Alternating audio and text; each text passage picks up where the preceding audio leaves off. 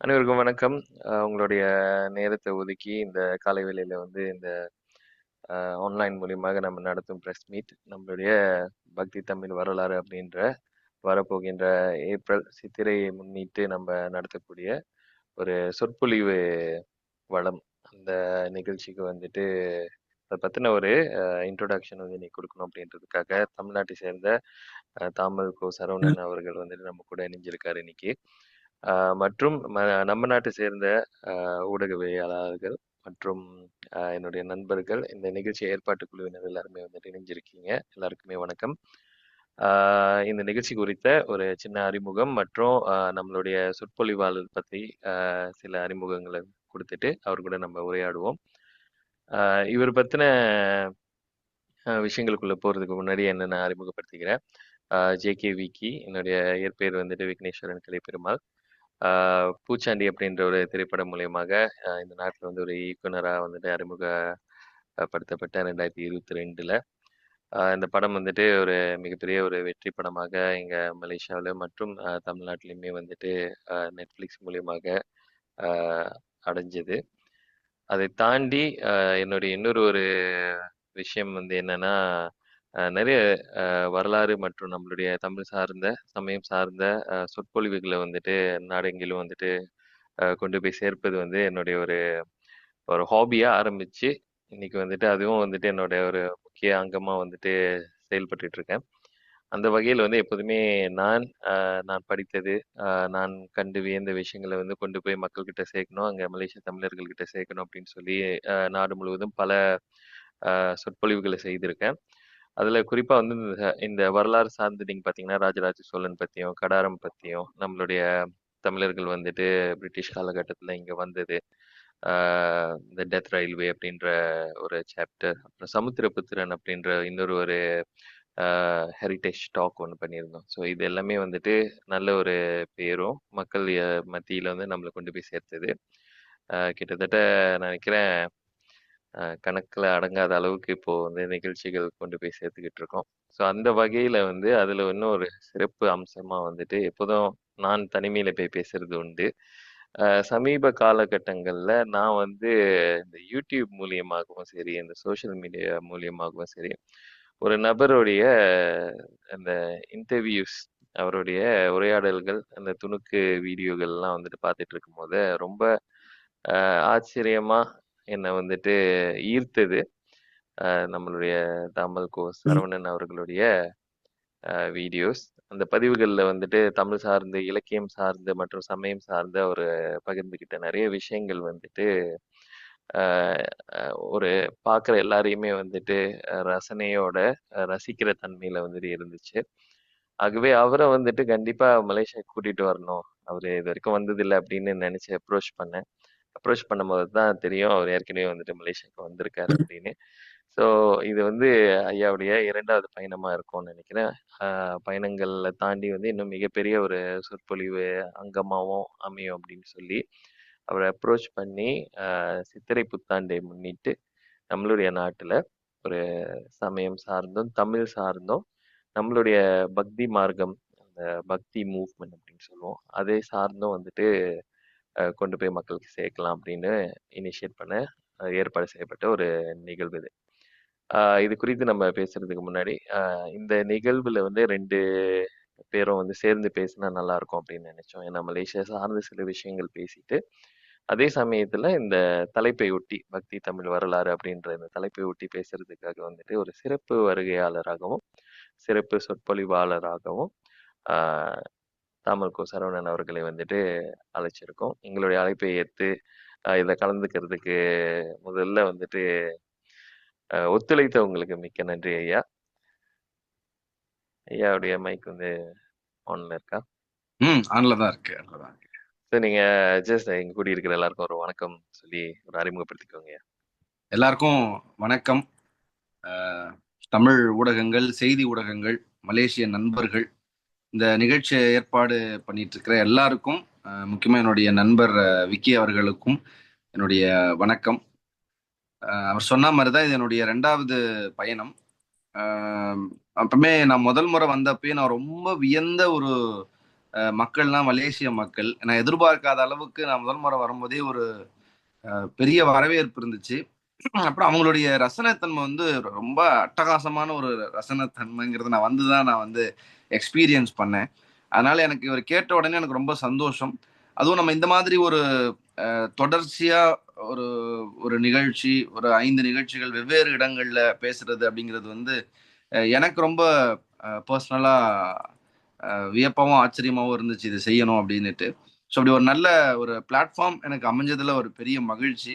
அதுவும் தலைப்பும் அவர் ரொம்ப தேர்ந்தெடுத்து ரொம்ப மெனக்கெட்டு இப்படிதான் எடுத்துட்டு வரலான்னு நிறைய யோசிச்சு பக்தி தமிழ் வரலாறு அப்படின்னு சொல்லி எடுத்துட்டு வந்தோம். நிறைய விஷயங்களை பேசுறதுக்கான ஒரு வாய்ப்பு இருக்கக்கூடிய ஒரு தளம். நான் தமிழ்நாட்டில் நிறைய இலக்கிய மேடைகளும் சமய மேடைகளும் பேசிட்டு இருக்கக்கூடிய ஒரு நபர். ஆனா அவர் சொன்ன மாதிரி இன்னைக்கு வந்து நம்மளை அதிகமா கொண்டு போய் சேர்க்கறது வந்து மேடைகளை தாண்டி இந்த சோஷியல் மீடியாஸ் தான் நம்மளை இன்னும் நிறைய இடங்களுக்கு நிறைய விதங்கள்ல கொண்டு போய் சேர்க்கறது. அப்படிதான் என்ன அவரோட இன்னும் ரொம்ப நெருக்கமா இந்த பிளாட்ஃபார்ம் கனெக்ட் பண்ணியிருக்கு அப்படின்னு நினைக்கிறேன். இங்க தமிழ்நாட்டுல நிறைய சமய மேடைகள் இலக்கிய மேடைகள் பேசின எனக்கு இப்போ ஒரு நாடு கடந்து இப்ப மலேசியாவிலையும் அதை பேசுறது அப்படிங்கிறது வந்து ஒரு பெரிய மகிழ்ச்சி.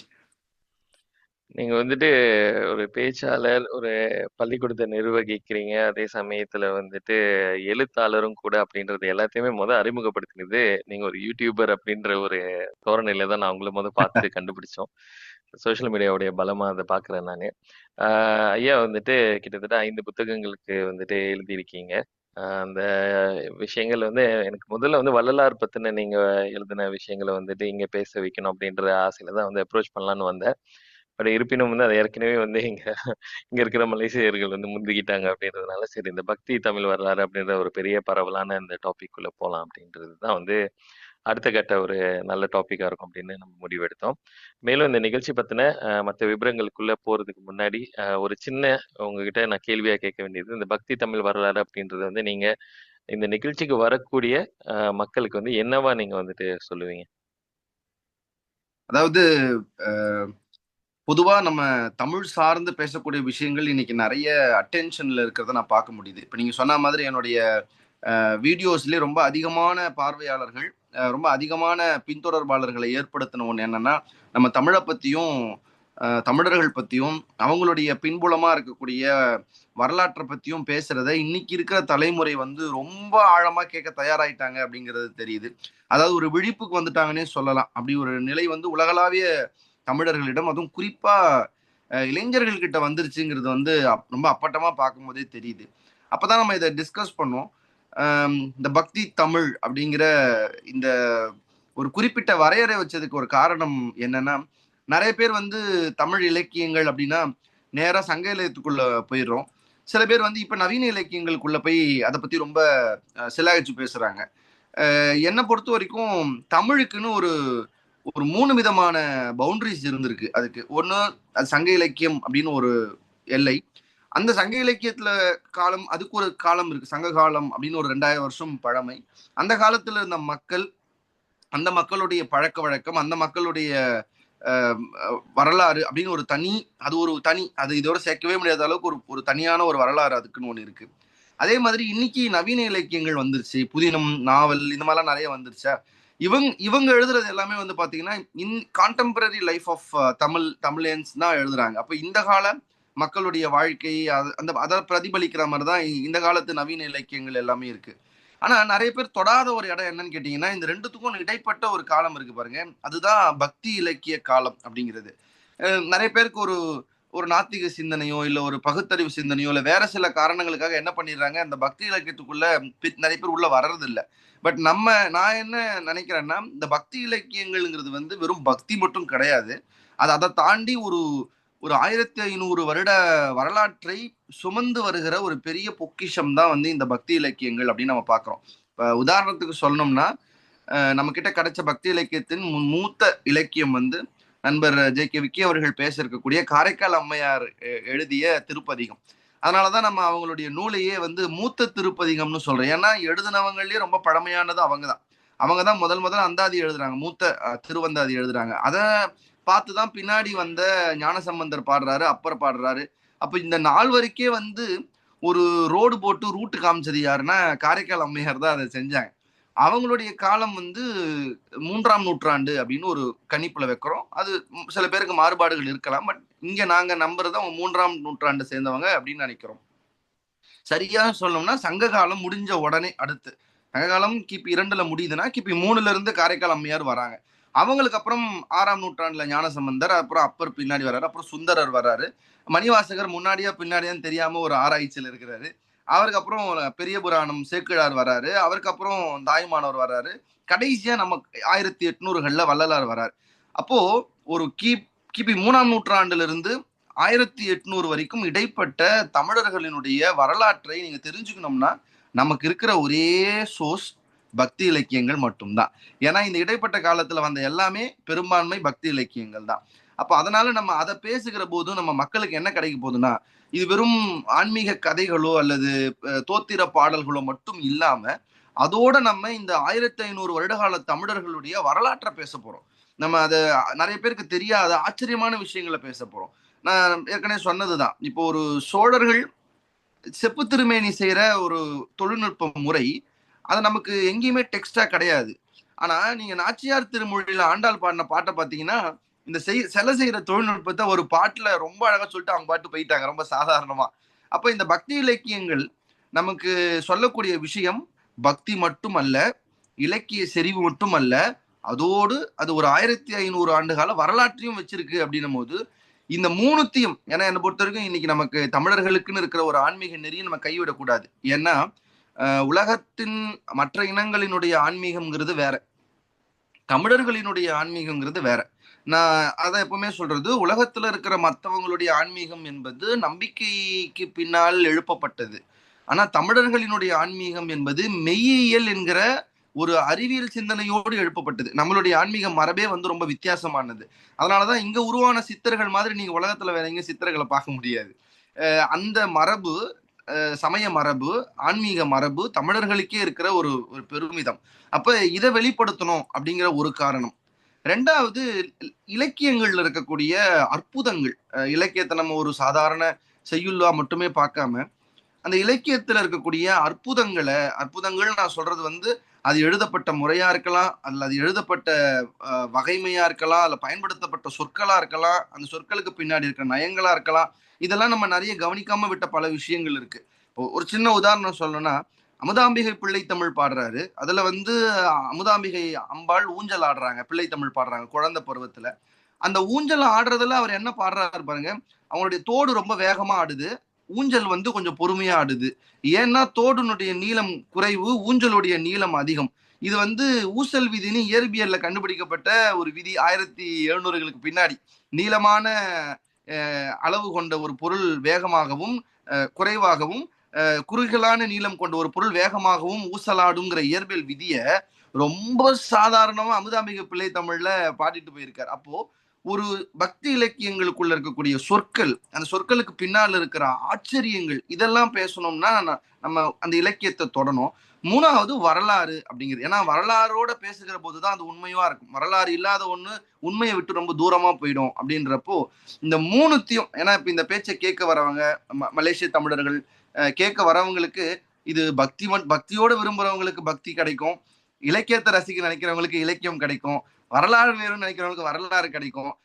இது மூணுமே கிடைக்கிற ஒரு ஒரு பெரிய ஒரு ஒரு பெட்டகம் தான் இந்த தலைப்பு அப்படின்னு நான் நினைக்கிறேன். அதனால எனக்கும் ஒரு பல விஷயங்களை கொண்டு வந்து சேர்க்கறதுக்கும், பார்வையாளர்களும் பல விஷயங்களை தெரிஞ்சுக்கிறதுக்குமான ஒரு முக்கோண தலைப்பு இது. அதனால இது இது இந்த பெரும்பாலும் பார்வையாளர்கள் இந்த மூணு நிலைகளுக்குள்ளதான் நிப்பாங்கன்னு நான் நினைக்கிறேன். ஏன்னா ஒரு சிலர் வந்து பக்தியா கேட்கணும்னு நினைப்பாங்க, ஒரு சிலர் வந்து எனக்கு இலக்கியமா தான் கேட்கணும்னு நினைப்பாங்க, ஒரு சிலர் எனக்கு வரலாறா தான் கேட்க பிடிக்கும்னு நினைப்பாங்க. உங்க மூணு பேருக்குமே ஏத்த ஒரே தலைப்பு அப்படிங்கிற ஒரு முக்கோண தலைப்பு தான் இந்த பக்தி தமிழ் வரலாறு அப்படிங்கிறது. அற்புதம் ஐயா. நான் இந்த நிகழ்ச்சியை வந்துட்டு யாருக்காக நம்ம வந்து செய்றோம் அப்படின்ற ஒரு கேள்வி இருந்துச்சு. அதாவது எந்த தரப்பினர் வந்து இதுல கலந்துக்கலாம் அப்படின்றத. அது ஒரு அளவுக்கு நீங்க வந்து விளக்கப்படுத்திட்டீங்க. இருப்பினும் வந்து இங்க பார்த்தீங்கன்னா, பொதுமக்கள் ஆகிய அனைவருமே வந்துட்டு இந்த நிகழ்ச்சியில கலந்துக்கலாம். தமிழ்ல வந்துட்டு நடத்தப்படுகிறது அப்படின்றதுனால, தமிழர்கள் எல்லாருமே, தமிழ் தெரிஞ்சவங்க எல்லாருமே வரலாம் அப்படின்னு சொல்லும்போது, இந்த தலைப்பு வந்து பார்க்கும்போது சில பேருக்கு ஒரு அச்சம் இருக்கு. ஒரு பயம் என்னன்னா, இது வந்து ரொம்ப ஹை லெவல்ல கத்துக் குடுப்பீங்களா? அப்படின்லாம் கேள்வி கேட்டாங்க. இப்ப நான் வந்து தமிழ் பள்ளி படிக்கல. எனக்கு வந்து தமிழ்ல எழுத படிக்க தெரியாது. நான் வந்தா என்னால வந்துட்டு இத தாக்கு பிடிக்க முடியுமா? அப்படின்றது. அதுக்கு நீங்க என்ன சொல்லுவீங்க? பொதுவாகவே என்னுடைய வீடியோக்கள் பார்த்தவங்க இந்த கேள்வி கேட்க மாட்டாங்க. ஏன்னா நான் ரொம்ப ரொம்ப இயல்பா ரொம்ப எளிமையா தான் ஒரு விஷயத்த கொண்டு வந்து சேர்ப்பேன். நான் வந்து என்னுடைய மேதாவித்தனத்தையோ என்னுடைய அறிவு புலமையோ காட்ட வேண்டிய இடமா எப்பயுமே நான் மேடையை பார்க்கவே மாட்டேன். இது ஒரு பெரிய இணைப்பு தான். ஏன்னா அஹ், அஹ், இது ஒரு பெரிய கனமான ஒரு விஷயம். அந்த கனமான விஷயத்த ரொம்ப எளிமையா தெரிஞ்சுக்கிறதுக்கான ஒரு அழகான பிளாட்ஃபார்ம் தான் இப்ப ஜேகே விக்கி அவர்கள் ஏற்படுத்தி கொடுத்திருக்கிறது. எனக்கு பெருசா ஒன்றும் தெரியாது, தமிழ் இப்ப படிக்க தெரியும், பேசினா நான் புரிஞ்சுப்பேன் அப்படிங்கிறவங்க கூட இந்த இந்த மீட்டிங் அட்டன் பண்ணிட்டு இந்த இந்த பொழிவை கேட்டுட்டு வெளியே போகும்போது ஒரு பஞ்ச் ஆஃப் நாலேஜோட போவாங்க அப்படிங்கிறதுக்கு வந்து நம்ம ஒரு பெரிய உறுதியை கொடுக்கலாம். அது வயது வித்தியாசம் கிடையாது, இல்ல அவங்களுடைய அறிவு சார்ந்த வித்தியாசம் கிடையாது. எந்த நிலையில நீங்க உன்னத்தை கேட்கணும் அப்படிங்கிற அந்த ஒரு இன்ட்ரெஸ்டோட உள்ள வந்தாலே போதும். அவங்களுடைய புரிந்து கொள்ளக்கூடிய தன்மையில அவங்க எளிமையா உள்வாங்கிக்கக்கூடிய தன்மையில தான் நம்ம வந்து இந்த மொத்தத்தையும் கொண்டு போய் கொடுக்க போறோம். ஏன்னா நம்மளுடைய நோக்கமே அதுதான். ஸோ நோக்கத்தை நம்ம நிறைவேற்ற முடியாத அளவுக்கு நம்ம ஒன்றத்தை கொடுக்க போறது இல்லை. அதனால ரொம்ப ஒரு வயது குறைந்தவர்கள், ரொம்ப இளையவர்கள் கூட இந்த விஷயங்களை கிரகிச்சுக்கிற அளவுக்கு தான் நம்ம இந்த டாபிக்கை ஃப்ரேம் பண்ணியிருக்கோம். இதை நம்ம பேச போறோம். அதே மாதிரி ரொம்ப எல்டரா இருக்கிறவங்களுமே அவங்களுக்கு தெரிந்த விஷயங்களோட சேர்ந்து இன்னும் சில விஷயங்களை தெரிஞ்சுக்குவோம், அதை கார்லேட் பண்ணிக்குவோம், ஏத்த வகையிலையும் இது இருக்க போகுது அப்படிங்கிறதால இது வந்து நம்ம இப்ப எங்க தமிழ் சினிமாலாம் சொல்ற மாதிரி சிறியவர் முதல் பெரியவர் வரை அனைவரும் வந்து பார்க்கக்கூடிய மாதிரியான ஒரு ஒரு அமைப்புல தான் இந்த தலைப்பு நிச்சயமா இருக்கும். சரி. அது மேலும் வந்துட்டு நிகழ்ச்சி பத்தின சில தகவல்கள வந்து இங்க நான் பரிமாறிக்கிறேன். அதுக்கப்புறம் நம்ம தொடர்ந்து பேசுவோம். ஐயா பத்தின விளக்கங்கள சொல்லியாச்சு. அவருடைய யூடியூப் பேஜுக்கு வந்து கண்டிப்பா வந்துட்டு வாய்ப்பு இருந்தா எல்லாருமே போய் அன்னைக்கு நான் உன்னை நிறைய கஷ்டப்படுத்தி அந்த வீடியோ நான் ஸ்கிப் பண்ணிடுறேன். அடுத்தது வந்து பார்த்தீங்கன்னா, இந்த நிகழ்ச்சி வந்து எங்கெல்லாம் நடக்குது அப்படின்றது வந்து இங்க வந்து அட்டவணையில போட்டிருக்கோம். 18, 19, 20 ஏப்ரல் சித்திரை புத்தாண்டுக்கு மறுவாரம் வந்துட்டு நம்ம இந்த நிகழ்ச்சிய வந்து இங்க வெள்ளிக்கிழமை, சனிக்கிழமை மற்றும் ஞாயிற்றுக்கிழமை வந்துட்டு செய்யவிருக்கிறோம். ஆரம்பிக்கிறது வந்து பார்த்தீங்கன்னா, நம்மளுடைய நார்தர்ன் ரீஜன்ல கிடா சுங்காய்பத்தண்ணில தான் வந்து முதல்ல ஆரம்பிக்கிறோம். ஸோ, ஒரே நாள்ல 2 நிகழ்ச்சிகள் இருக்கு. காலை, மாலை அப்படின்னு சொல்லிட்டு. சுங்காய்பத்தண்ணியிலேருந்து பார்த்தீங்கன்னா, காலையில 9 மணிலேருந்து 1 மணி வரைக்கும் உள்ள நிகழ்ச்சி. அதுக்கப்புறம் வந்துட்டு பினாங்கு தீவுல வந்து அன்று இரவு வெள்ளிக்கிழமை வந்து 7 மணிலேருந்து 10:30 மணி வரைக்கும் ராத்திரி நம்ம அந்த நிகழ்ச்சிய வந்து தொடர்றோம். மறுநாள் வந்து தைப்பிங் மற்றும் ஈப்போ பேராக்ல வந்துட்டு நம்ம இந்த நிகழ்ச்சிய காலையில வந்துட்டு தைப்பிங்லயும், மாலையில வந்து ஈப்போலயும் வந்துட்டு அரங்கேறவிருக்கின்றது. இறுதியாக ஞாயிற்றுக்கிழமை வந்துட்டு கோலாலம்பூர்ல நம்மளுடைய தலைநகரத்துல அந்த நிகழ்ச்சி வந்துட்டு மாலை வேளையில 2 மணிலேருந்து 6 மணி வரைக்கும் நம்ம நிகழ்ச்சிய ஏற்பாடு செய்திருக்கோம். இந்த 5 இடங்கள்லயுமே வந்து மக்கள் வந்து கலந்துக்க யார் யாருக்கெல்லாம் வந்துட்டு வாய்ப்புகள் இருக்கோ, அப்ப பார்த்தீங்கன்னா, கோலாலம்பூர்ல இருக்கிறவங்க வந்து ஞாயிற்றுக்கிழமை ஃப்ரீயா இல்லன்னு சொல்லிட்டு சில பேர் எல்லாமே வந்துட்டு ஈப்போல வந்து கலந்துக்கிறோம், தைப்பிங்ல வந்து கலந்துக்கிறோம் அப்படின்னு சொல்லி அவங்களுடைய அந்த நுழைவு சீட்டுகள வந்துட்டு வாங்கிட்டு இருக்காங்க. இது குறித்த மேலும் சில விவரங்கள் எந்த ஹால்ல நடக்குது அப்படின்னு பார்த்தீங்கன்னா, குறிப்பா வந்துட்டு சுங்காய்பத்தன்னில காந்தி ஹால், அப்புறம் பினாங், தைப்பிங் மற்றும் ஈப்போல வந்து ஸ்ரீ ஏகேஎஸ் அவர்களுடைய கிராண்ட் ஹால் மற்றும் கன்வென்ஷன் ஹால்ல நடத்துறோம். நம்மளுடைய நெறைய சொற்பொழிவுகளுக்கு வந்துட்டு ஒரு பக்கபலமா இருக்கக்கூடிய நபர் இவர். தத்துவஸ்ரீ ஏகேஎஸ் அவர்கள். அவர்களுடைய ஹால்ல தான் வந்துட்டு இந்த நிகழ்ச்சிகள் நடக்கவிருக்கின்றது. கோலாலம்பூர்ல பார்த்தீங்கன்னா, யுனிவர்சிட்டி மலாயால டிவன் குலியா உத்தாமால வந்துட்டு நிகழ்ச்சிய வந்துட்டு ஏற்பாடு செய்திருக்கோம். ஓகே. இது இந்த இந்த விஷயங்கள் எல்லாமே வந்து நம்மளுடைய அகப்பக்கங்கள்லயும், சோஷியல் மீடியால வந்துட்டு ஷேர் பண்ணியிருக்கோம். இவரை தவிர்த்து, என்னையும் தவிர்த்து இந்த நிகழ்ச்சியில இன்னொரு சிறப்பு விருந்தினராக கலந்துக்கவிருப்பவர் வந்து பார்த்தீங்கன்னா, கணேசன் மனோகரன். இப்போது நம்ம கூட இணைஞ்சிருக்காரு அவரு. இவரு வந்துட்டு ஒரு புகழ்பெற்ற பாடகர், மியூசிக் கம்போசர், அ இசையமைப்பாளர் மற்றும் நடிகரா வந்துட்டு எல்லாருக்குமே மலேசியால இருக்கிறவங்களுக்கு தெரியும். பூச்சாண்டி படத்துல ஒரு முக்கிய கதாபாத்திரம் ஏத்து ந நடித்தவர் இவர்.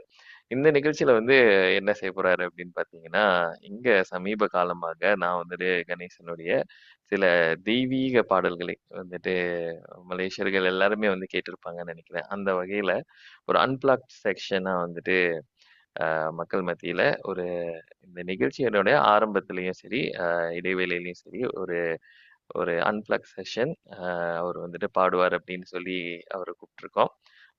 கணேசன், நீங்க ஒரு இரு வார்த்தைகள். நன்றி விக்கி. ரொம்ப பிரம்மாண்டமான ஒரு ஒரு இன்ட்ரோடக்ஷன் கொடுத்துருக்கீங்க. உங்களவுக்கு உங்க 2 பேர் அளவுக்கு வந்து எனக்கு இவ்வளவு பேச முடியாது. ஃபர்ஸ்ட் ஆஃப் ஆல் ரொம்ப ரொம்ப நன்றி விக்கி. இந்த ஏன்னா நம்ம நிறைய பயணிச்சிருக்கோம் நிறைய ப்ரோக்ராம்ல. ஸோ அதுவும் பர்டிகுலர் இந்த ப்ரோக்ராம்ல வந்து உங்க எனக்கு இந்த ஒரு ஐடியா நீங்க தான் உருவாக்குனீங்க. வை நாட் நீ வந்து இந்த மாதிரி ஒரு சாங் பாடுன்னு கரெக்டான ஒரு மேடையில கரெக்டான ஒரு தளத்துல வந்து இந்த பாடல் பாடுறதுக்கு எனக்கு வாய்ப்பு கொடுத்ததுக்கு ரொம்ப நன்றி. கண்டிப்பா அது ஐயனோட சித்தத்துல நல்லா இந்த ப்ரோக்ராம் சிறப்பா வரும். நன்றி நன்றி. அவ்வளவுதான். அவருடைய அண்ணாமலை யானை அப்படின்ற ஒரு பாடலுக்கு வந்து நாங்கெல்லாம் வந்து ஒரு பெரிய ஃபேன். அந்த பாடலை வந்துட்டு கண்டிப்பா அங்க மேடையில பாட சொல்லி பிளான் பண்ணியிருக்கோம். மக்கள் அனைவருமே வந்துட்டு கண்டிப்பாக இது நாங்க 2 ஹவர் இல்லைன்னா 3 ஹவர் பேசக்கூடிய விஷயத்த ஒரு 5 நிமிஷத்துல வந்துட்டு மக்கள்கிட்ட கடத்துவார் அப்படின்னு நினைக்கிறோம். சரி, இது மேலும் வந்து பாத்தீங்கன்னா இந்த இந்த நிகழ்ச்சி வந்து இலவசமா இல்லையா அப்படின்ற கேள்விகள்லாம் இருக்கும். ஸோ கண்டிப்பாக இதுக்கு வந்து ஒரு சிறிய கட்டணம் இருக்கின்றது. இதுல வந்து சிறுவர்களுக்கு பொது நுழைவு, அதாவது பொதுமக்கள் மற்றும் வந்து சிறப்பு நுழைவு அப்படின்னு சொல்லி 3 வகையான கேட்டகரிஸ் இருக்கு. ஸோ 35 ரிங்கேட், 45 ரிங்கேட் மற்றும் 95 ரிங்கேட் அப்படின்ற 3 வகையான கட்டணங்களை வந்து நம்ம விதிக்கிறோம்.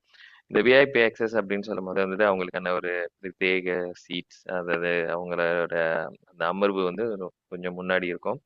அப்புறம் பொதுமக்கள் வந்துட்டு ஃப்ரீ சீட்டிங், அப்புறம் நிறைய இளைஞர்கள் மற்றும் வந்துட்டு சிறுவர்கள் வந்துட்டு கூட்டிட்டு வர்றது வந்து மக்களுடைய வழக்கம். அப்ப அவங்களுக்கு வந்துட்டு எங்க வேணாலும் உட்காந்துக்கலாம். இருப்பினும் ஒரு நுழைவு கட்டணம் அப்படின்றது இருக்கு. இதோட சேர்த்து வந்து சிற்றுண்டியும் வழங்கப்படும் அப்படின்றத வந்து தெரிவிச்சுக்கிறோம். என்னுடைய பாணியில நீங்க பார்த்தீங்கன்னா, எப்போதுமே நிகழ்ச்சிகள்ல வந்துட்டு இந்த ஸ்லைட்ஸ், மல்டிமீடியா பிரசன்டேஷன் அப்படின்றது இருக்கும். நிறைய புகைப்படங்கள், வீடியோஸ் இது மூலியமா வந்துட்டு கதைகள் சொல்றது வந்து என்னுடைய வழக்கம். ஏன்னா நான் சினிமா துறையிலேருந்து வந்ததுனால எனக்கு அப்படி பேசுறது ரொம்ப பிடிக்கும்.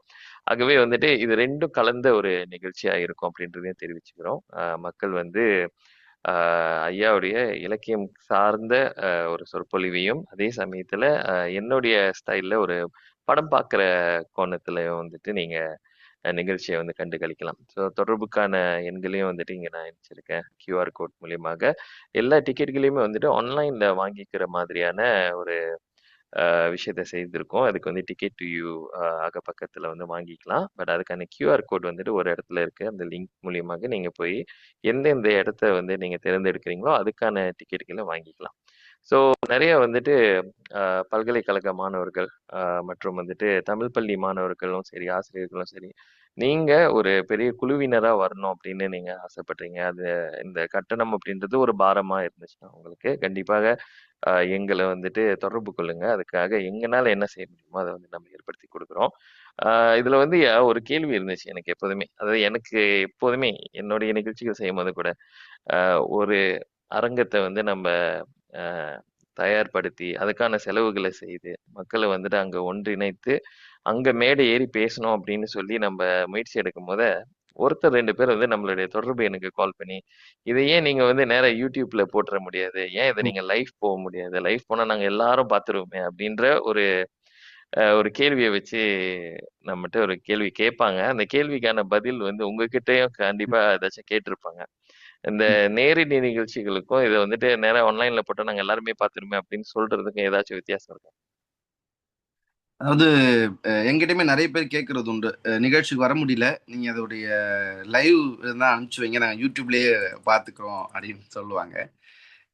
நான் வந்து அது முடியாதவங்களுக்கு அது சரி. ரொம்ப வயதானவங்க, பயணம் பண்ண முடியாதவங்களுக்கு வந்து அந்த அந்த விதமான ஒரு இது கிடைச்சிருக்கிறது வந்து ஒரு நல்ல விஷயம். அதை அவங்க பயன்படுத்திக்கலாம் தான். ஆனா இன்னொரு பக்கம் நான் ரொம்ப அழுத்தமா சொல்றது 2 விஷயம் தான். ஒண்ணு, நாங்க என்ன உணர்ச்சிகரமா பேசுறோம், நாங்க என்ன மாதிரி எல்லாம் ரொம்ப மேடையில வந்து கொட்டி எங்களோட அறிவை கொட்டி பேசுறோங்கிறத வந்து நீங்க எங்கிருந்து வேணாலும் ரசிச்சுக்கலாம். நீங்க அங்க வந்து ரசிக்கலாம், வீட்ல இருந்தும் போன்ல ரசிக்கலாம். ஆனா நீங்க ரசிக்கிறீங்கங்கிற உணர்வை நீங்க நேர்ல வந்தா மட்டும்தான் எங்களால கவனிக்க முடியுமே தவிர, நீங்க யூடியூப்ல பாக்குறதால எங்களால அதை கவனிக்க முடியாது.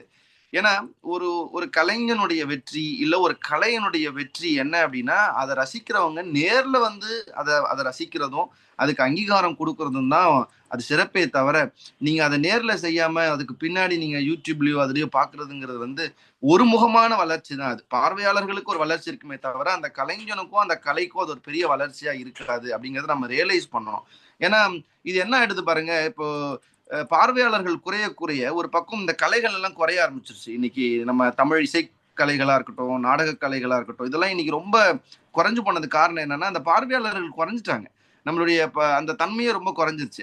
இப்போ நான் ரொம்ப இன்னைக்கு இருக்கிற ஸ்டைல்ல சொல்லணும்னா போன்லயே பாத்துக்கலாம்ல, யூடியூப்லயே பாத்துக்கலாம்ல, லேப்டாப்லயே பாத்துக்கலாம்ல, நேர்ல வரணுமா அப்படின்னு கேட்டா ரொம்ப சிம்பிளா சொல்றதுதான். ஒரு படத்தை வந்து சினிமால உட்கார்ந்து பார்க்க கிடைக்கிற எக்ஸ்பீரியன்ஸ் தான் அப்படிங்கிற மாதிரிதான் இந்த நிகழ்ச்சிகளை நீங்க நேர்ல வந்து உட்கார்ந்து பாக்குறது தான் ஒரு ஒரு அது கிடைக்கிற அனுபவம் தான் பெரிய அனுபவம். நான் ஏற்கனவே சொன்னதுதான், ஒரு கலைஞனுக்கும் ஒரு கலைக்கும் பார்வையாளர்களுடைய உணர்வுகளை நேரா பாக்குறதுங்கிற மாதிரியான ஒரு விஷயம் வந்து வேற எதுலயும் கிடைக்காதுங்கிறதுக்காகவே நிச்சயமா அவங்க நேரா வந்து கலந்துக்கணும். நிறைய பேரை சந்திக்கிற வாய்ப்பு கிடைக்கும் பாருங்க. ஏன்னா அவங்கள மாதிரியே ஒத்த உணர்வுடைய இன்ட்ரெஸ்ட் இருக்கிற மக்களோட சேர்ந்து உட்காரும் போது அவங்களுக்கு ஒரு பெரிய கனெக்டிவிட்டி கிடைக்கும். அவங்களுக்கு ஒரு நட்பு வட்டம் பெருசாகும். அவங்க இன்னும் அவங்கள மாதிரியான ரசனை மிக்க மக்களோட ஒண்ணு சேருவாங்க. இதெல்லாம் வந்து கிடைக்கிற ஒரு பெரிய ஆப்பர்ச்சுனிட்டியா தான் நம்ம பார்த்துக்கணுமே. அதனால நேர்ல வந்து அதை சந்திச்சு அதை பார்க்கறது தான் வந்து முக்கியங்கிறத நான் எல்லாருக்குமே மறுபடியும் சொல்லிக்கணும்னு நினைக்கிறேன். ஓகே, மகிழ்ச்சி.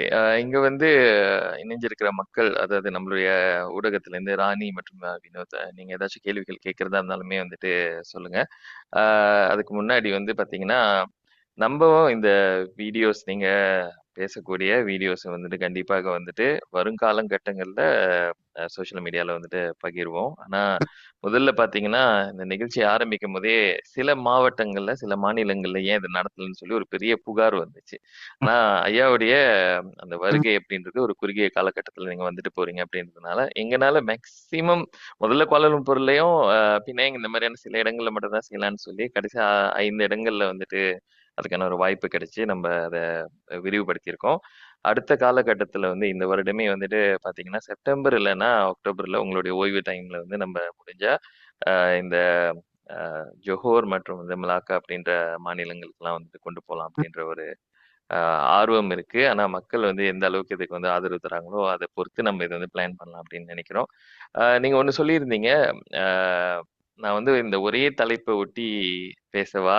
இல்லன்னா இத எப்படி நம்ம பிரிச்சு பேசலாமா அப்படின்னு. அதாவது தலைப்பு அப்படின்றது ஒண்ணுதான். அதுல வந்து நெறைய விஷயங்கள் அடங்கியிருக்கு அப்படின்றதுனால, ஒவ்வொரு இடத்துலயும் வந்துட்டு சில புது விஷயங்கள வந்துட்டு நம்ம வித்தியாசப்படுத்திக்கிறதுக்காக பேசலாம் அப்படின்னு சொல்லியிருந்தீங்க.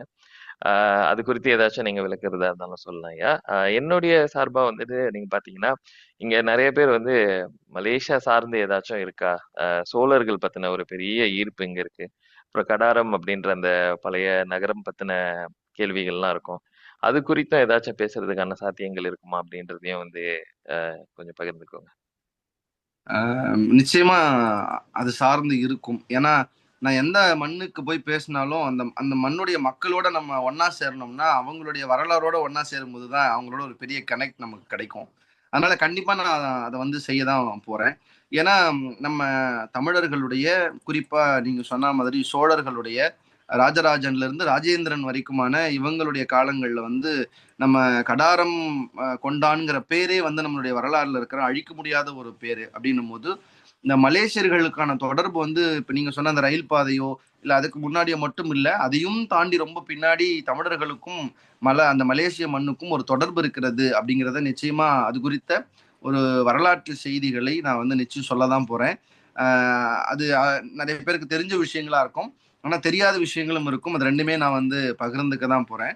அதுக்கப்புறம் நீங்க சொன்ன மாதிரி இந்த பக்தி தமிழ் வரலாறு நம்ம 5 இடங்கள்ல பேசுறோம். 5 சொற்பொழிவுகள். இந்த 5 சொற்பொழிவுகளுமே நம்ம ஒரே கண்டென்ட்ட பேசுறது வந்து நமக்கு சரியா இருக்காது. அது எனக்கு சரியா இருக்கலாம். ஏன்னா எனக்கு ஜாலியா அது பேசுறதே பேசணும்னா I don't prepare anything much, அது இருக்காது. நான் ஜாலியா ஒண்ணு ப்ரிப்பேர் பண்ணிட்டு பேசிட்டு போயிடலாம். ஆனா அதை நான் விரும்பல. பக்தி தமிழ் வரலாறுன்னும் போது அது ஒரு பெரிய சப்ஜெக்ட் அது. நீங்க சொன்ன மாதிரிதான், நீங்க வெறும் திருமுறை எடுத்துக்கிட்டாலே உங்களுக்கு 12 திருமுறை இருக்கு. அந்த 12 திருமுறை பேசணும்ல நீங்க 12 நாள் பேசலாம். அவ்வளவு விஷயங்கள் இருக்கு. ஒரு பக்கம் நாலாயிர திவ்ய பிரபந்தம் இருக்கு, ஒரு பக்கம் கந்த புராணம் மாதிரியான காப்பிய இலக்கியங்கள் இருக்கு, இன்னொரு பக்கம் பிரபந்தங்கள் பிள்ளைத்தமிழ் மாதிரியான பிரபந்தங்கள் இருக்கு. அதுக்கப்புறம் பின்னாடி வந்தீங்கன்னா குமரகுருபர, தாயுமானவர், வள்ளலார் அப்படின்னு எக்கச்சக்கமா கொட்டி இருக்கிற ஒரு சப்ஜெக்ட் அப்படிங்கிறதால நான் என்ன பிளான் பண்ண போறேன்னா 5 இடங்கள்லையும் பக்தி தமிழ் வரலாறுங்கிற தலைப்பிலே தான் பேச போறேன். ஆனா அந்த 5 இடங்களையும் பேசக்கூடிய விஷயங்கள் என்பது அந்த தலைப்பின் கீழே வேற வேற புது விஷயங்களா நான் கொடுக்க போறேன். அப்ப என்னன்னா, இப்போ ஒருவேளை டைப்பிங்ல வந்து இந்த நிகழ்ச்சியை பாக்குறவங்க அந்த 2 மணி நேரம் ஒரு விஷயத்த கேட்டுக்கிட்டாங்கன்னா அவங்க ரொம்ப இன்ஸ்பயர் ஆகி இன்னும் மற்ற இடங்களுக்கு என்னால போக முடியலையேன்னும் போது நீங்க சொன்ன மாதிரி அவங்க யூடியூப்ல அதை பார்க்கும்போது அவங்க அந்த 2 மணி நேரம் என்ன கேட்டாங்களோ அது இல்லாத புதிய தகவல்கள் வேற அந்த 4 நிகழ்ச்சிகள் வந்து அவங்களுக்கு கிடைக்கும் அப்படின்றது நம்ம கொடுக்குற ஒரு பெரிய ட்ரெஷரா ஒரு பொக்கிஷமா இருக்கும் அப்படின்னு நான் நினைக்கிறேன். அதனால அப்படிதான் இதை நான் கொண்டு போக போறேன். பக்தி இலக்கியங்கள் பத்தி எனக்கு ஒண்ணுமே பெருசா தெரியாது அப்படிங்கிறவங்க கூட இந்த 5 நிகழ்ச்சிகளையும் ஒரு சேர அவங்க பார்க்கிற வாய்ப்பு கிடைச்சதுன்னா இந்த எல்லா பக்தி இலக்கியங்களை பத்திய ஒரு ஒரு கழுகு பார்வையை வந்து அவங்க பார்க்கக்கூடிய ஒரு பெரிய விஷயம் அவங்களுக்கு கிடைக்கலாம் அப்படிங்கிறது நான் ஒரு நம்பிக்கையா அவங்களுக்கு இந்த நேரத்துல சொல்லிக்கணும்னு நினைக்கிறேன். மகிழ்ச்சியா. சரி, நம்மளுடைய இணைஞ்சிருக்கிற யாராச்சும் வந்துட்டு கேள்விகள் ஏதாச்சும் வந்துச்சுன்னா இப்ப பேசலாம் ஐயா கிட்ட. நீங்க உங்களோட மைக் வந்துட்டு அன்மியூட் பண்ணிட்டு பேசலாம். ராணி, நீங்க ஏதாச்சும் கேட்க விருப்பப்படுறீங்களா? சில கேள்விகள் இருக்கு விக்கி. நான் பேசுறது கிளியரா கேக்குதா? கேக்குது. ஓகே, நேரா கேள்விகளுக்கு வந்துருங்க. ஓகே. முதல் கேள்வி வந்து இந்த காலகட்டத்துல ஏன் பக்தி தமிழ் வரலாறு அப்படின்னு சொல்லிட்டு இந்த ஒரு டாபிக் நீங்க சூஸ் பண்ணிருக்கீங்க? ரெண்டாவது இந்த கேள்வி காலகட்டத்துல தான் பேசணும். நான் கேள்விகளை முடிச்சிடறேன், நீங்க ஒரேடியா ஆன்சர் பண்ணிருங்க. இரண்டாவது கேள்வி வந்து இந்த தலைப்பு வந்து மலேசிய வரலாறு சம்பந்தப்பட்டதா இருக்குமா, இல்ல தமிழ்நாடு வரலாறு சம்பந்தப்பட்டதா இருக்குமா, இல்ல இரண்டும் இணைஞ்சு இருக்குமா அப்படின்ற விஷயங்கள் முதல்ல ஐயா சொல்லியிருந்தாங்க. இருந்தாலும் இன்னும் கொஞ்சம் விளக்கம் கொடுத்தீங்கன்னா பெட்டரா இருக்கும். மூன்றாவது வந்து என்ன மாதிரியான ஆவணங்கள், அதாவது ப்ரூஃப்ஸ் நீங்க வந்து இதுல வந்து யூஸ் பண்ண போறீங்க, நீங்க சொல்ற இந்த கருத்துக்களுக்கு வந்து இது இன்னும் மேலும் இது கொடுக்கறதுக்காக. சோ இந்த 3 கேள்விகள் தான். 4வது ஒரு கேள்வி இருந்துச்சு, ஆனா ஐயா அது பதில் சொல்லிட்டாரு. என்னன்னா 5 நிகழ்வும் வந்து ஒரே மாதிரியான விஷயங்கள் பேச போறீங்களா அப்படின்னு கேட்கணும்னு, பட் அதை அவர் கொடுத்துட்டாரு. இது வரைக்கும் அவ்வளவுதான். இந்த காலகட்டத்துக்கு ஏன் இந்த தலைப்பு அப்படின்னு கேட்டிருக்காங்க, அதுக்கு நீங்க ஒரு நான் ரொம்ப சாதாரணமா சொல்றேன். நிறைய பேர் நினைச்சுக்கிறாங்க இந்த காலத்துல பக்தி எதுக்கு பேசுறாங்க அப்படின்னு நினைக்கிறாங்க. ஒரு 20 வருஷத்துக்கு முன்னாடி திருவண்ணாமலை கிரிவலம் வந்த கூட்டத்தை விட இன்னைக்கு 15 மடங்கு அதிகமா கூட்டம் கிரிவலத்துக்கு வருதுன்னு சொல்றாங்க. திருச்செந்தூர் சூரசம்ஹாரம் ஒரு 10 வருஷத்துக்கு முன்னாடி பார்த்த கூட்டத்தை விட இந்த வாட்டி 50 மடங்கு அதிகமான கூட்டம் திருச்செந்தூருக்கு வருதுன்னு சொல்றாங்க. அவ்வளவு ஏன் உங்களுடைய பத்துமலை முருகன் தைப்பூசமே ஒரு 40 ஆண்டுகளுக்கு முன்னாடி இருக்கிற 30 ஆண்டுக்கு முன்னாடி இருக்கிற கூட்டத்தோட நீங்க இன்னைக்கு இருக்கிற கூட்டத்தை பாத்தீங்கன்னா அது எவ்வளவு கூட்டம் வந்திருக்குங்கிறத சொல்லவே வேண்டாம் உங்களுக்கு. அதனால இன்னைக்கு பக்திங்கிறது எப்ப கடவுள் நம்பிக்கை இந்த மண்ணுல இருக்கோ அது வரைக்கும் பக்திங்கிறது பேசப்பட வேண்டிய ஒண்ணு. ரெண்டாவது இன்னைக்கு ரொம்ப அவசியம்னா தமிழருடைய பக்தியின் மீது ஒரு பெரிய கலப்படங்கள் இருக்கு. அந்த கலப்படங்கள் அற்ற ஒரு தமிழருடைய பக்தியை எங்க தலைமுறைக்கு நாங்க சொல்லணும் அப்படின்னு விரும்புறோம். எது உண்மையான தமிழர்களுடைய பக்திங்கிறத என் தலைமுறை தெரிஞ்சுக்கணும். அவன் அதை ஃபாலோ பண்றான், ஃபாலோ பண்ணல, ஏதோ ஒண்ணு. ஆனா அவனுக்கு அதை பத்திய ஒரு தெளிவும் ஒரு புரிதலும் இருக்கணுங்கிற ஒரு பெரிய நோக்கம். ரெண்டாவது இந்த பக்தி தமிழ் இலக்கியம்ங்கிறது கம்ப்ளீட்டா ஒரு சமயம் சார்ந்த ஒரு டிவோஷனல் மேட்டர் மட்டுமே கிடையாது. நான் முதலே சொல்லிட்டேன். இது ஒரு வரலாறு சம்பந்தப்பட்டது, இது ஒரு லிட்ரேச்சர் சம்பந்தப்பட்டது. அப்படிங்கிறப்போ அதுக்காக வேணும் இருக்கக்கூடியவங்க கூட வந்து இதை பார்க்கலாங்கிறத நான் முதலே அதை சொல்லிட்டேன். ஸோ அதனால இது இது இது ஒரு பவுண்டரிக்குள்ள இருக்கக்கூடிய தலைப்பே இல்லை. இது வந்து தமிழர்களாக இருக்கிற தமிழ் தெரிந்த எல்லாருமே ஒரு பெரிய விஷயத்தை தெரிஞ்சுக்கிறதுக்கான ஒரு களமா இதை வந்து பயன்படுத்திக்கலாங்கிறது தான் என்னுடைய முதல் கேள்விக்கான பதில். மலேசியா சார்ந்து இருக்குமா இல்ல தமிழ்நாடு சார்ந்து இருக்குமா இல்ல ரெண்டு நம்ம மலேசியா சார்ந்து சில விஷயங்கள் நம்ம பேசதான் போறோம். அவங்க சொன்னாங்க இது மலேசியத்தை பற்றியதா இல்ல தமிழ்நாடு பற்றியதான்னு. இது தமிழர்கள் பற்றியது. அதுதான் ரொம்ப இனிமையான பதில். ஏன்னா நம்மள ஒரு எல்லை பிரிச்சிருக்கலாம், ஒரு கடல் நமக்கு குறுக்கால வந்திருக்கலாம். ஆனா ஒரு எது வந்தாலும் நீங்க அங்க இருந்தாலும் நாங்க இருந்தாலும் நம்ம ரெண்டு பேருடைய இனமும் தமிழினம், நம்மளுடைய 2 பேருடைய வரலாறும் தமிழர்களுடைய வரலாறுகள் தான். அதுதான் அதெல்லாம் நம்ம மேடையில பேசணும் இருந்தாலும் நான் அது இங்க ஒரு விஷயத்த நான் சொல்றேன். தமிழர்கள் செய்த ஒரு பெரிய அற்புதத்துல ஒண்ணுதான் மலேசியால இருக்கக்கூடிய முருகன் கோயில். ஏன்னா உலகம் முழுக்க ஒரு சமயம் இல்லது ஒரு கடவுள் ஒரு இடத்துல இருந்து இன்னொரு நிலத்துக்கு போகுதுன்னா அது அதிகாரத்தின் மூலயமாவோ ஆட்சியின் மூலயமாவோ இல்ல அடிமைப்படுத்தியோ தான் போகும். அப்படி இல்லாம ஒரு கடவுள் இல்ல ஒரு சமயம் ரொம்ப இயல்பா அந்த மக்களே கொண்டு போய் இன்னொரு நிலத்துல அதை நட்டு அதை பெருசா வளர்த்துருக்காங்கன்னா அது மலேசிய தமிழர்கள் மட்டும்தான், அது அந்த முருகன் கோயில் மட்டும்தான். அப்போ இந்த விஷயங்கள் இந்த வரலாறுகள்லாம் நான் கண்டிப்பா பேசுவேன். இதுல எனக்கு தமிழ்நாடு அது மலேசியா வரலாறு நான் நினைக்கல. ஏன்னா அது தமிழர்களுடைய வரலாறு தான். அப்படிதான் தமிழ்நாட்டுல இருக்கிறது தமிழ்நாடு வரலாறுன்னு நீங்க நினைக்கவே முடியாது. ராஜராஜ சோழன் எங்களுடைய ராஜா இல்லைன்னு நீங்க சொல்ற முடியுமா? இல்ல திருமுறைகள் எங்களுடைய இலக்கியம் இல்லைன்னு நீங்க சொல்ல முடியுமா? இல்ல திருப்புகழ்ல இருக்கிற முருகன் எங்க பத்துமலை முருகன் இல்லைன்னு நீங்க சொல்ல முடியுமா? அந்த பிரிவினையே நமக்கு கிடையாது. நம்மளுக்கு எந்த தமிழர்களுக்கு எந்த பிரிவும் கிடையாது. உலகம் முழுக்க எல்லா கண்டங்கள்லயும் இருந்தாலும் தமிழன் தான், அவன் வரலாறு தான், அவன் இலக்கியம் தான்ங்கிறதால இது ஒரு இது இது ஒரு எல்லையற்ற ஒண்ணுதான். இருந்தாலும் மலேசிய தமிழர்களுக்காக இன்னும் நெருக்கமாக அவர்களுடைய மண் வரலாற்றோடு சேர்ந்த ஒரு பேச்சாக நிச்சயமா இது இருக்கும். இறுதியா வந்து அவங்க ஏதாச்சும் ஆவணங்கள் இல்லைன்னா அதுக்கான ஆதாரங்கள்லாம் இருக்குமா அப்படின்னு கேட்டிருந்தாங்க. நிச்சயமா இப்ப நம்ம பக்தி தமிழ் அப்படின்னு சொல்லும் போது அந்த பக்தி தமிழுக்கு 2 விதமான சோர்சஸ் தான் இருக்கு. ஒன்னு இலக்கியங்கள், லிட்ரேச்சர் ஒரு ஆவணம். இன்னொன்னு கல்வெட்டுகள், செப்பேடுகள், கோயில்கள், கற்றளிகள். இது ஒரு சான்று. இந்த 2யும் மையப்படுத்தி தான் நம்ம இந்த ஸ்பீச்சினுடைய எல்லாத்தையும் கட்டமைக்க போறோம். இப்போ உதாரணத்துக்கு ராஜராஜ சோழன் தான் திருமுறைகளை தொகுத்தாருன்னு நம்ம சொல்றோம். அதனாலதான் இருக்கு திருமுறை கண்ட சோழன்னு பேர் இருக்கு. ஆனா இது உண்மையா அப்படின்னு சொல்லி ஒரு கேள்வி எழுப்பி வெள்ளைவாரணர் மாதிரியான பெரிய வித்வான்கள் அதுக்குள்ள ஒரு ஆராய்ச்சி பண்ணி அது ராஜராஜன் தானா அவர் இல்லைங்கிற அளவுக்கு அந்த ஆராய்ச்சி கொண்டு போறாரு. அது வேற மன்னன், வேற சோழ மன்னன்ங்கிறத சொல்றாரு. அப்போ இந்த மாதிரியான ஒரு விஷயங்கள் போகிற போது இதுக்கு நம்ம சான்று எடுக்கும் போது நம்ம கல்வெட்டு, செப்பேடுகள், கோயில்கள் தொடர்பான ஆதாரங்களோட இலக்கிய ஆதாரங்கள் இது எல்லாத்தையும் சேர்ந்துதான் நம்ம பேச போறோம். அதனால ஆதாரங்கள் அற்ற சும்மா ஒரு வாய்ஜால பேச்சாக நிச்சயமாக இது இருக்க போறதே கிடையாது. ஏன்னா விக்கி வேற இருக்காரு. விக்கி பத்தி நான் நிறைய அவரை பத்தி கேள்விப்பட்டிருக்கேன்.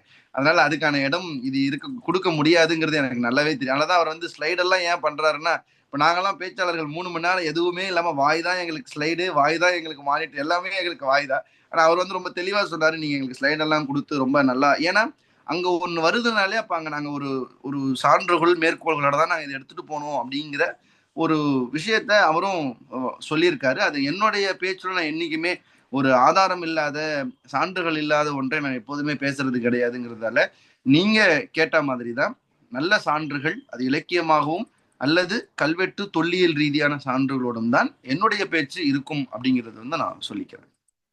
மகிழ்ச்சி. வேற ஏதாச்சும் கேள்விகள் இருக்கா யாருக்கும்? ராணி, மிக்க நன்றி உங்களுடைய கேள்விகளுக்கு.